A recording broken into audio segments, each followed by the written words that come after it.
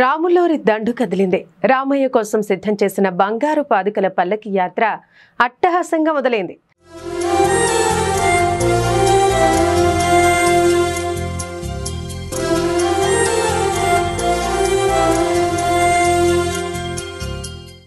రామదీక్ష మాలధారణ భక్తులు పాదయాత్రగా తరలి వెళ్తున్నారు.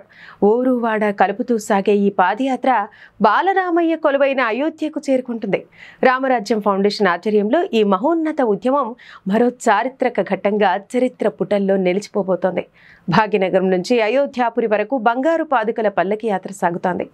శ్రీరామ జయ జయ ధ్వానాలతో శ్రీరామ దీక్ష మాలధారణ భక్తులు పాదయాత్రగా తరలి వెళ్తున్నారు.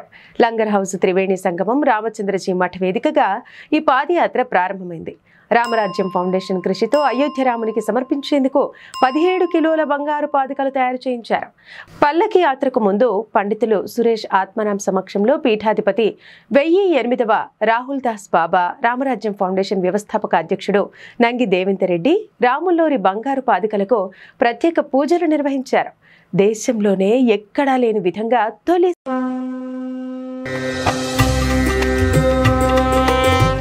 ఫౌండర్ నంగి దేవేందర్ రెడ్డి సంకల్పంతో రామదీక్షలు ప్రారంభం కావటం విశేషం. 41 రోజుల దీక్ష స్వీకరించిన భక్తులు ఆ రామయ్య సేవలో పునీతులు కానున్నారు. రామదీక్ష మాలధారణ స్వీకరించిన భక్తులు పాదయాత్రగా తరలి వెళ్లారు. కాషాయ జెండాలు చేతపట్టుకుని బంగారు పాదుకల పల్లకి యాత్ర చేపట్టిన రామదీక్ష మాలధారులకు దారి పొడవునా భక్తులు హారతులు పడుతూ స్వాగతం పలుకుతున్నారు.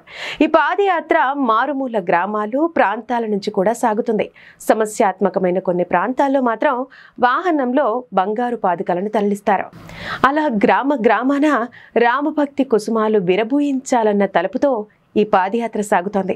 చివరిగా అయోధ్య చేరుకుని శ్రీరాముడి సేవలో రామదీక్ష మాలధారులు తరించనున్నారు.